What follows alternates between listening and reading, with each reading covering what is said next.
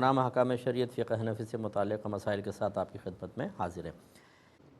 ایک ہی کویسچن کیا تھا ایک بچے نے کہ کیا اللہ تبارک و تعالیٰ چاہے تو قیامت میں بے نمازی کو بھی جنت میں داخل کر سکتا ہے؟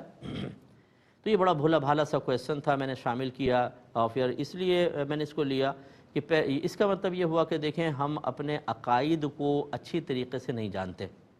ہمیں اللہ تعالیٰ کی معرفت، اس کی عادات معلوم نہیں ہے کہ عادت الہیہ کیا جاری ہوگی، اس کے لیے ہمیں علم سیکھنا چاہیے۔ بس یہ یاد رکھیے کہ کفر اور شرک، اس میں اگر کوئی شخص حالت زندگی میں توبہ کر لے اللہ تعالیٰ معاف فرما دے گا۔ بہت سے ایسے لوگ تھے جو شرک میں مبتلا تھے، پھر نبی کریم صلی اللہ علیہ وسلم پر ایمان لائے تو ان کا وہ گناہ معاف ہوا۔ لیکن اگر کوئی حالت کفر میں مر گیا، حالت شرک میں مر گیا ہے، اب اللہ نے خود فرما دیا ہے کہ اس کی بخشش مغفرت نہیں ہو سکتی، اسی لیے ایسے کافر اور مشرک کے لیے دعائے بخشش و مغفرت کرنا انسان کو دار اسلام سے باہر کر دے گا۔ اس کی وجہ یہ ہے کہ اللہ تعالیٰ نے قرآن میں صراحتاً فرمایا کہ اللہ تعالیٰ شرک کے علاوہ سب کچھ بخش دے گا،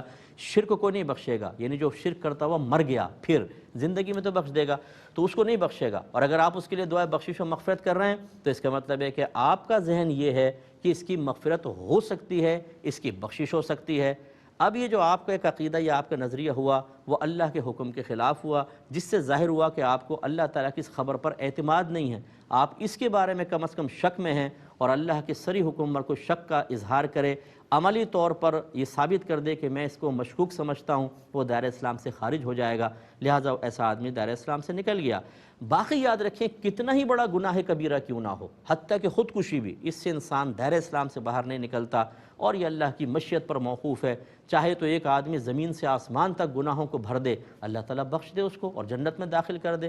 لیکن یہ آپ کو ترغیب نہیں دی جا رہی۔ یاد رکھیں کہ بے نمازی کے لیے بہت شدید سزائیں ہیں، اللہ کی مشیت پر موقوف ہے، چاہے تو معاف کر کے جنت میں ڈال دے، اور اگر وہ پکڑ پر آ گیا، وہ بے نیاز ذات ہے، تو اس کا عذاب بہت سخت ہے، بہت شدید۔ تو اس لیے ان باتوں کو معمولی بھی نہ سمجھا جائے، لیکن مطلب اس سے اتنا زیادہ خوف زدہ بھی نہ ہوا جائے کہ اللہ کی رحمت سے انسان مایوس ہو جائے۔ بیلنس قائم رکھنا چاہیے اور عقیدہ سیکھیے۔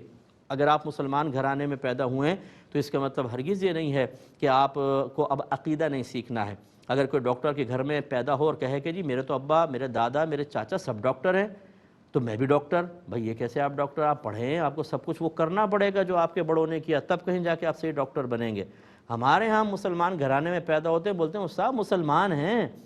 بھائی مسلمان تو ہو بھائی جان، لیکن جب تک عقیدوں کو دلائل کے ساتھ نہیں سیکھیں گے آپ کو اپنے عقیدے نہیں آئیں گے، اور جب عقیدہ آپ کے ذہن میں صحیح نہیں ہوگا شیطان آرام سے بگاڑ پیدا کر دے گا آپ کے عقیدے میں، اور آپ کو دائرہ اسلام سے باہر